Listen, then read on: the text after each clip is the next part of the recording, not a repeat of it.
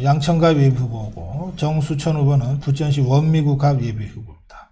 예, 정수천 후보 어서 오세요. 예, 안녕하십니까. 정수천입니다. 예, 이기재 후보 오랜만입니다. 네, 안녕하십니까. 양천갑에 등록하셨어요? 네네. 그래요. 네. 우리 이기재 후보는 여기 가끔 나왔기 때문에 따로 소개를 안 해드리도 될 것 같은데, 정수천 후보는 부천시 원미구갑. 그러면 현역 의원이 누군가요, 거기? 또 민주당 김경엽 의원입니다. 아, 김경엽이? 예, 대선 의원이었습니다. 본인 소개 좀 해주십시오. 네. 좀 짧게 해주세요. 예. 저는 전북 정읍 출신입니다. 부천에 와서 43년째 살고 있는 정수천, 수천, 정수천 그렇게 하고, 전에 경기도 의원을 역임했고요. 유한대학, 부천대학에서 제자들을 한 9천여 명 양성한 교육학자입니다. 그래서 이번에 부천에서 부천 원미갑에 자유한국당 공천 신청자입니다. 아직 예비 후보는 다음 주에 등록하려고 하고 있고요. 저는 교육혁명, 교육혁신, 또 공공교육지, 공무원개혁, 그다음에 경제살리기, 민생안정 이런 걸 설득력 있게 주민들께 이야기하고 있습니다. 네. 감사합니다. 김경협 잡아주세요. 이런 문자가 올라오고 있습니다. 정수천 후보가 교육혁신, 교육혁명? 네. 교육혁신을 이제, 주요 슬로건으로 내세웠는데, 네. 교육학을 전공하셨나요? 네. 교육학 쪽에서도 분야가 있을 텐데요. 저는 교육사회학하고 평생교육 전공. 아, 평생교육하고? 예. 그럼 지금 강의도 많이 하시고요? 예, 알겠습니다. 이기재 후보는 저희가 엊그저께 보좌관 출신 후보들을 따로 좀 모아가지고 방송을 했는데요. 아, 그랬나요? 예, 네. 아마 앞으로도 한두 번 더 그런 기회가 있을 건데, 따지고 보면 이기재 후보도 보좌관 출신 후보의 대표격인 사람입니다. 네. 예. 제가 2016년에 국회의원 공천 과정에서 경선을 7명 주자가 붙었었는데 거기서 다 따돌리고 경선 후보가 돼서 출마했었는데, 그때 보좌관 후배들이 격려를 굉장히 많이 해줬죠. 왜냐면 선배 멋있다. 왜냐면 사실 우리 새누리당, 지금 이제 한국당이지만 이 풍토가 이게 국회에서 이렇게 밑바닥부터 훈련되어지고 경험을 쌓아온 인물들을 이게 대접해주는 분위기보다는 외부에서 이렇게 명망성으로 성공했던 분들을 이렇게 모셔와서 출마시키는 사례가 많다 보니까 이제 젊은 나이부터 정치적으로 훈련되고 당에서 기여했던 보좌관들이 많이 소외를 받아봤었거든요. 그런 측면에서 사실 지난번에 제가 많은 기대를 받았었는데, 제가 이제 그때 당 경선 때는 현역 의원 상대로 해서 이겼죠. 7명이 경합했었는데, 전직 국회의원들도 2분 계셨고, 전직 국회의원 1분, 현직 2분, 청와대 수석 출신, 쟁쟁했었습니다. 보좌관이 세네. 예? 그러니까 전형직 의원들에다가 수석까지 다 제압하고. 예, 그래서 파란을 일으켰었죠. 근데 이제 본선에서 떨어지다 보니까, 사실, 그때 아무리 공천 파동에 쓰나미에 쓸려갔지만, 저 자신 스스로도 너무나 죄송하고 미안해가지고. 근데 그때 아주 아깝게 졌죠. 양천갑입니다. 꼭 당선돼야 합니다. 그랬습니다. 이기재 원희룡 보좌관 출신이라고 이렇게 설명까지 해주시네요. 양천구 나오셨네요. 환영합니다. 그러셨습니다. 자, 이 두 분의 우리 두 후보의 대개 이제 신상을 좀 얘기하다 보면 어떤 사람들인지 알게 되니까 제가 이제 그런 말씀으로 시작을 했고요. 좀 본격적으로 토론에 들어가겠습니다. 요즘 이제 예비 후보 등록을 하셨고 신청을 하셨지만 사실상 이제 후보 활동을 시작하신 거 아닙니까? 사람들, 유권자들 많이 계속 만나고 다닐 텐데요. 어떤 얘기들을 많이 듣습니까? 정수천 후보는? 지금 지역 경제, 국가 경제도 물론이지만 경제, 민생 파탄, 경제가 완전히 폭망해버리지 않습니까? 특히 자영업자의 고통, 아픔, 눈물은 이루 말할 수가 없습니다. 그다음에 중소기업 운영자들이 기업 경영을 계속 해야 되나, 이대로 접어야 되나 고민하는 분들, 중경계까지 좀 올라가는 추세입니다. 지금 현재 특히 현 정권에서 그 최저임금의 급격한 인상, 주 52시간제, 또 소득주도 성장이라는 뭐 전대미문의 그런 정책들이 들어오니까 여기 정수정 후보님 손 위치를 좀 바꾸시래. 아주 불안해 보인다. 네. 그래서 시청자들이 다 프로에 프로. 그런 그 경제정책 실패가 우리 민생을 도탄에 빠졌습니다. 정치의 요체는 결국은 국민을 배불리 먹이는 거 아닙니까? 그 민생 안정이 가장 큰 덕목인데, 이런 부분에 실패하고 다시 표를 돌아 하는 그 민주당 정부의 사람들을 보면은 좀 화가 나기도 합니다. 그래요. 이기재 보좌관이라고 그러네. 이기재 후보는 어떤 얘기 듣습니까? 제가 이제 지난 선거하고 지금 차이가 있다면, 그러니까 이제 지금 후보로서 이제 아침마다 출근길에 인사를 하지 않습니까? 네. 지하철역에서. 그때 제가 이제 보면서 지난 4년 전 선거의 차이점이 뭐냐면 여전히 아직 선거 분위기는 안 떴습니다. 그러다 보니까 뭐 아주 그 본선 때처럼 이렇게 적극적 의사 표현들은 하고 계시지 않은데 네. 지난 4년 전 선거의 이 시기, 즉 예선 과정에서의 예비 후보 등록 과정에서로 보면 그 적극적으로 다가오셔갖고 이번엔 꼭 심판해야 된다. 이번엔 꼭 이겨야 된다. 이렇게 힘주어서 얘기하시는 분들이 있어요. 그러니까 사실은 그게 전에는 없었던 현상이거든요. 그러니까 그만큼 이제 본인들의 이제 의지를 드러내는 속마음을 드러내시는 경우가 많이 생기는 것 같고, 그다음에 이제 전통시장을 이제 다녀보면 결국 이제 상인들이 정말 하소연을 많이 하세요. 현 정부 들어서 문재인 정부 들어서 제일 타격을 많이 받은 게 자영업자고 시장 상인들이신 것 같아요. 특히 지금 또 신종 코로나 바이러스 때문에 더 뭐 사람들이 유동인구가 확 줄다 보니까 너무 힘들어 하셔서 좀 살려달라는 얘기까지 하시더라고요. 네, 문재인이 어제 남대문 가서 시장 상인들 만났죠. 상인들이 살려달라고 절규를 했는데 같은 맥락입니다. 문재인이가 이렇게 얘기했어요. 보도 대기를 작년 말부터 경제가 좀 좋아지고 있었는데 이 신종 코로나 때문에 다시 어려워졌다고. 그래서 그게 그 말이 안 되는 얘기죠. 말이 안 되는 얘기고, 저는 어제 방문한 거 보고 그것도 열받았지만 또 홍삼을 뭐 30박스 사갖고 또 뭐 이렇게 뭐 의료진들한테 보내겠다고 그러셨더라고요. 근데 선관위에서 그건 선거법을 안 겁니까? 아니, 제주도에서 지금 제주도지사가 선관위에서 선거법으로 지금 고발을 했지 않습니까? 그 내용이 뭐냐면, 저 청년 네일센터라고, 더 큰 네일센터라고 청년들의 일자리 취업하는 걸 알선하는 공기관인데, 거기 고생한다고 피자 25판 보냈다고 그거하고 선거법으로 고발했거든요. 아, 그래요? 근데 문재인은 왜 고발을 안 합니까? 이 정부는 좀 앞뒤가 안 맞는 정부예요. 아니, 그 원희룡 지사가 원희룡 지사 고발을 해서 선관위에서 일자리 관련 기관에다가 고생한다고 피자 25판 쏘았는데 그거는 고발하고 그러면 홍삼 30박스는 그냥 넘어가고 이렇습니까? 그 부천은 영세 상고 자영업자 중소상공인들이 많습니까? 저 지역은 거의 다 서민 밀집 지역입니다. 특히 부천은 뭐 4개 선거구인데 특히 우리 부천 원미구 갑은 아파트 500세대 이상 되는 단지가 4개밖에 없는 아주 다세대 빌라 단독 등 서민 밀집 지역이고, 재래시장도 4개나 되고 있고요. 서민들이 주로 사는 지역이기 때문에. 그럼 다니시면은 진짜 원래 이럴 때는 정치하는 사람들이 죄인이거든요. 절규하는 소리가 많이 듣습니다.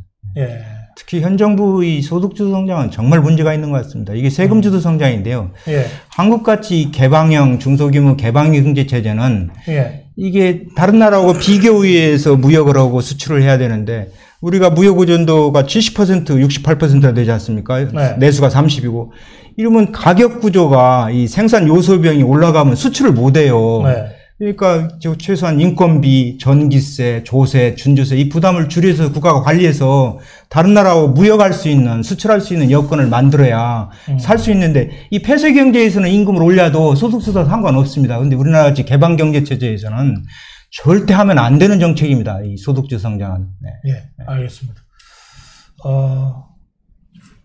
지금 그 수도권에 이제 두 분 다 이제 출마를 하고 있는데 서울 양천 갑, 그리고 경기도 부천이죠. 예, 경기도 부천, 예, 원미 갑. 예.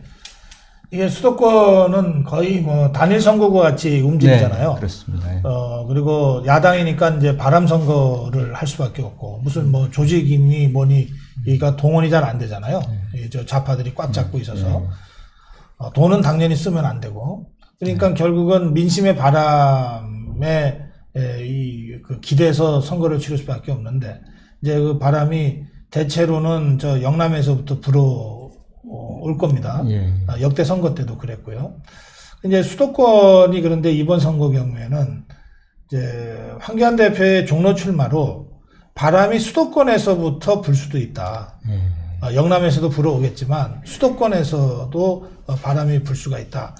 이런 그 전망들을 하고, 또 황교안 대표 종로 출마 이후에 여러 가지로 지금 분위기가 이 자유우파 진영에 유리하게 조성되고 있다. 이런 그 전문가들의 이 진단들이 있는데, 실제 출마하는 두 분은 어떻게 그런 점을 느끼시는지 좀 궁금합니다. 예.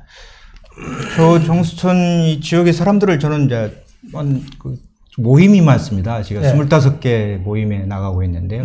보통 50명에서 100여 명 되는 그런 모임에 자주 가서 사람들하고 많이 소통하고 공감하고 그 현실의 삶의 고단함, 어려움, 눈물, 아픔을 많이 들어요. 근데 대개 그 선거 얘기 나오면 벌써 얼굴이 굳어집니다. 그래서 아직 선거 얘기가 이렇게 뭐 올라오는 분위기는 아닌데요. 현재 우리 자유우파, 특히 자유한국당이 새로운 당을 만들려고 이렇게 몸부림치고 있지 않습니까? 그런 거에 대한 기대감이 있고, 특히 문재인 정부 실정에 대한 그런 반감들이 조금 있어서, 저는 호남 출신인데 호남 유권자들이 조금은 마음을 열더라고. 특히 자영업자나 중소기업인들이 굉장히 응원하는 그런 말도 이제는 생각을 바꿔야 될 것 같다. 그런 말을 들을 때 많이 기운이 나고, 특히 경제 일선에 있는 사람들이 현 정부의 그 정책 실패에 대한 그런 분노를 많이 표출하고, 또 자기 사업이 직접적으로 영향을 받기 때문에 이번 선거는 잘해야 되겠다. 그런 말씀을 호남 기업인들한테 많이 듣곤 합니다. 그래요. 예. 저는 뭐 그 전에 이 자리에 출연해서도 그 황교안 대표님의 그 종로 출마를 사실 반대했었습니다. 왜냐면은 그 왜 이낙연이가 먼저 가서 쳐놓은 그물에 우리가 걸려들어야 되느냐. 이낙연 총리가 가서 그 후보로 뛰면 되지만 황교안 대표는 당의 지도부고 전국 선거를 지휘해야 되는데, 그래서 저는 사실은 반대했었는데, 뭐 결국은 그러면서 제가 이제 그랬죠. 왜 우리 한국당에서는 왜 그 종로에 가서 내가 이낙연 잡겠다고 하는 사람들이 안 나오냐. 오히려 그런 사람이 나와줘야 된다. 이렇게 얘기했었는데, 결국은 이제 이기재 후보가 나설 걸 그랬지. 아이 뭐 저한테 기회를 주시네. 단칼에. 근데 어쨌든 뭐 결과론적으로 황교안 대표가 큰 결단을 하신 거잖아요. 사실 당장 뭐 여론조사를 다 믿는 건 아니지만, 그때 나와 있던 데이터만 봐도 53대 27이라는 아주 충격적인 결과도 있는 상황에서 그런 결단을 하고 출마 선언을 하셨고, 또 그 과정에서도 뭐 종로만 집중할 수 있는 게 아니라 당 전체를 또 지휘하셔야 되는 좀 상황이고, 이런 참 어려움이 있는데, 어쨌든 그런 지도부가, 그러니까 당대표가 그런 희생적인 결단을 함으로써 사실 선거 분위기는 굉장히 많이 좋아졌습니다. 좋아졌고, 저는 계속 이제 어쨌든 그 뉴스마다 종로에서 이제 황교안 대표가 이제 후보로서 이낙연 총리하고 맞대결 하면서 내놓는 메시지 한마디가 결국 서울의 선거, 그 다음에 전국 선거를 상당히 좌지할 것이다. 그런 측면에서 박사님께서 말씀하셨듯이 밑에서 올라오는 바람보다는 오히려 위에서 내려갈 수도 있는 것이 될 수 있다. 그게 이제 황교안 대표의 종로 출마를 통해서 가능해졌다. 이렇게 얘기할 수 있을 것 같습니다. 이제 종로 출마를 좀 반대했던 사람들, 또는 만류했던 사람들의 문제의식은 황교안 대표가 유일하게 자유우파 진영에서 선거를 지휘할 총사령관인데 종로에 발이 묶이면 안 된다. 이런 취지 아니었겠습니까? 그런데 이제 막상 출마가 이루어졌고, 가만히 생각해 보면 지금 조금 전에 우리 이기재 후보가 굉장히 중요한 포인트를 말씀하셨는데, 종로 선거를 제대로 하고, 또 종로 선거 과정에서 제시되는 메시지 하나하나가 사실은 뭐 영남 지역에는 또 가고 수도권에도 가서 전부 영향을 미치고 황교안 대표 몸이 안 가더라도 실제로는 전국 선거가 종로 선거와 함께 연동해서 이루어지는 측면이 있는 거다. 미디어가 지금 그 점을 말씀하신 거죠? 네, 맞습니다.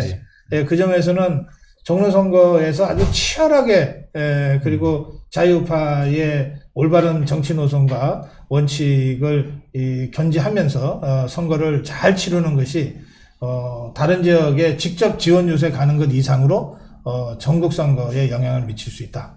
그렇게 지금 평가하셨는데 그 점을 이 당에서는 잘 좀 염두에 두고 그 황교안 대표의 그 일거수일투족을 어떻게 전국적으로 확산시킬 거냐, 그걸 할 수 있는 미디어 대책을 어떻게 꾸려낼 거냐, 이런 점을 좀 염두에 둬야 될 것 같습니다. 사실 그 지상파 종편이 중계방송 안 해주거든요.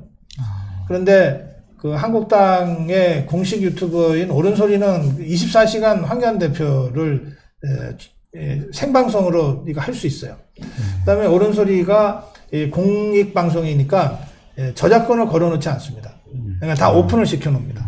그러면 고성국 TV 같은 데도 옳은소리와 연계해서 그 생방송, 실시간 생방송으로 계속 황교안 대표의 동향을 전해드릴 수 있어요. 그러니까 다른 유튜브도 똑같이 하면 돼요.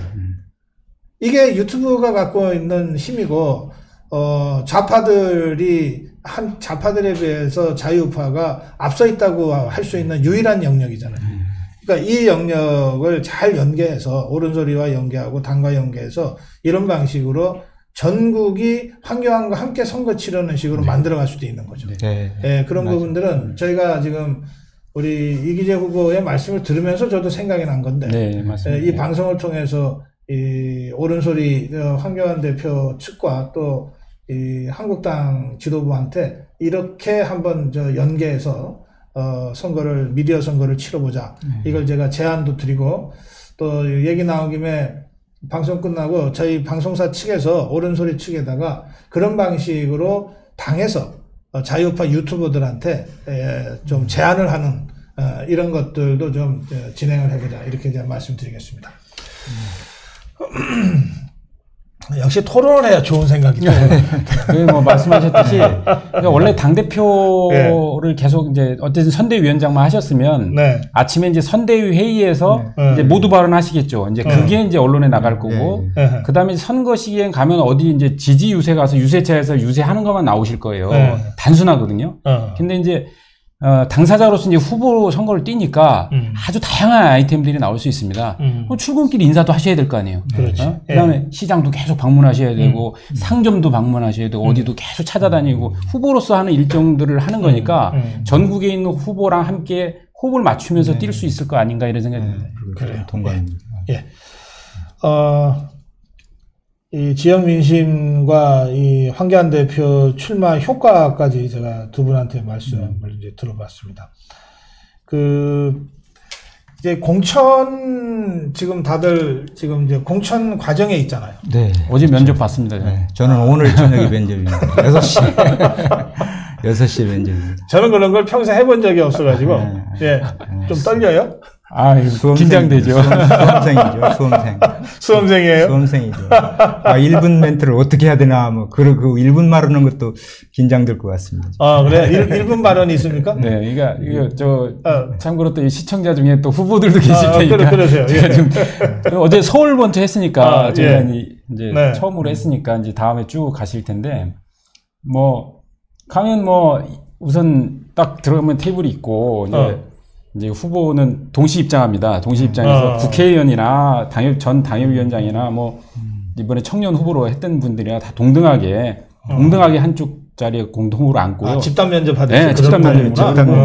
그 공심위원들이 앞에 한 10여 명 쫙 계세요. 저희들 입장에서 완전 저승사자죠. 딱 계시고, 우리 또 제일 가운데 이제 김용호 공관위원장님도 앉아 계시고 그런데 우선은 이제 각자 1분씩 자기소개를 하라고 합니다. 1분씩 자기소개를 하라고 그러고 길문 잘립니다. 국회의원에 대해서도 짧게 하시라고 이렇게 하더라고요. 그래서 동등하게 1분씩 딱 주시고 그렇게 해서 이제 자기소개하고 나서 이제 공통질문하고 이제 개별질문을 하는데 공통질문은 필승 전략에 대해서 물으시더라고요. 어쨌든 선거니까 당신은 어떤 경쟁력이 있고 뭘 해서 이길 수 있느냐에 대해서 이제 얘기하라고 하고 그에 대해서 각자 질문하고 그 다음에 이제 보충 질의를 이제 거기에 공관위원들 일부가 어떤 후보에 대해서 약간 좀 미심쩍은 게 있다든가 서류상에 뭐 물어볼 게 있다든가 이런 질문을 하고 이렇게 마칩니다. 네. 그렇군요. 예. 그 참고가 됐으면 좋겠고. 좋은 정보를 드렸습니다. 예. 제가 오늘 참고했습니다. 예. 그리고 사실 공천 그러는데 이게 어떻게 진행되는지 일반인들은 알 수가 없죠. 그래서 약간 그리고 이제 공관위원들이 단순히 처음 보는 사람한테 몇 가지 물어보는 게 아니라 이 서류들을 사전에 다 검토하고 그리고 자기들끼리 조율도 해요.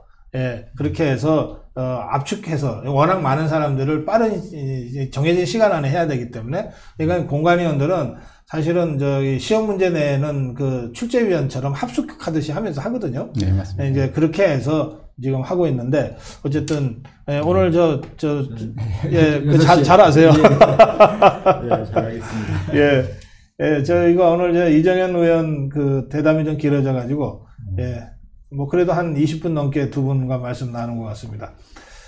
마무리 인사 말씀 듣고 오늘 대담 마무리할게요. 경기도 부천시 원미구가 정수천 예비 후보의 마무리 말씀 듣겠습니다. 뭐 짧게 끝나니까 제가 이렇게 우리 황교안 대표께서 종로 출발에 대해서 정말 저도 아주 기쁘게 생각했습니다. 대장수 같은 역할을 하셔서 전국 선거를 이끌어 주실 걸로 이렇게 생각했고요. 저는 오늘 나와서 그 교육 혁신, 교육 혁명을 해야 된다 얘기하고 공무원 개혁, 공공 개혁에 대한 얘기 또 경제 살리기는 조금 얘기했는데요. 말할 기회가 없어서 아쉽습니다. 특히 이제 교육 혁명 한 번만 조금 1분만 얘기하겠습니다. 우리가 1894년 갑오경장을 했습니다. 지금부터 126년인데요. 지금 오늘날의 시기가 그때 과거제도가 폐지고 신분제도가 폐지되고 그랬거든요. 근데 그 당시인 과거제도 보면 3만 대 1이었습니다. 이승만 대통령도 3만 대 1에 15만 명씩 응시해야 되니까 5명 뽑으니까. 그래서 과거에 떨어졌고, 김구 선생도 17살 아버지 명으로 해가지고 떨어졌습니다. 그런데 그 과거제도 폐지되기 한 5년, 10년 전에 우리나라 교육체제를 지금 그대로 유지하고 있습니다. 그래서 일본은 지금 올해부터 수능도 폐지되고 교육과정이 전면 인공지능 시대에 맞게 개편되어 있기 때문에 한국 교육도 우리나라 인재는 우리나라 자원은 사람이지 않습니까? 인적 자원인데 교육혁신 시대에 맞는 인공지능 4차 산업혁명에 대비하는 교육혁신, 교육혁명을 해야만 안 되지. 그렇지 않으면 과거제도 폐지되기 5년, 10년 전처럼 우리 사회가 또 앞으로 미래를 나가는 데 큰 제약이 될 거라고 생각되면서 저는 부천 원미갑에서 유권자 우리 주민들을 잘 만나고 있습니다. 저 이름은 정수천입니다. 감사합니다. 그래요. 예, 고맙습니다. 자, 이기재 후보. 이번 선거는 정말 우리 대한민국에 중요합니다. 이번에 그 문재인 정부를 심판하지 않으면, 이번 총선에서 심판하지 않으면 이분들이 정말 이 나라를 어떤 계곡으로 몰고 갈지 정말 암담하고 우리가 예측할 수 없는 상황이 벌어질 수도 있습니다. 그래서 이번 총선에서 우리가 반드시 승리해야 되고, 이제 그러기 위해서는 정말 보수의 단결이 어느 때보다 중요합니다. 어쨌든 한국당이 새로 통합신당을 만들고 우리 위로부터 정당을 단일화하면 작업을 할 겁니다. 그와 못지않게 우리 지역에서도 단결이 중요합니다. 그동안 선거를 통해서 그리고 또 탄핵 과정, 그다음 분당 과정을 통해서 우리 지역에서도 우리 보수파가 갈갈이 흩어져 있습니다. 우리가 그동안의 갈등들을 다 녹이고 어쨌든 우리의 큰 목적과 대의, 즉 문재인 정부를 이번에 반드시 총선에서 심판해야 나라를 건질 수 있다는 그 마음으로 우리 작은 갈등들을 내려놓고 단일하게 힘을 합쳐서 이번 총선을 반드시 이겼으면 좋겠습니다. 감사합니다. 네, 고맙습니다. 이기재 서울시 양천구 갑 예비후보, 그리고 정수천 경기도 부천시 원미구 갑 예비후보 두 분과 함께 말씀 나눴습니다. 고맙습니다. 네, 감사합니다.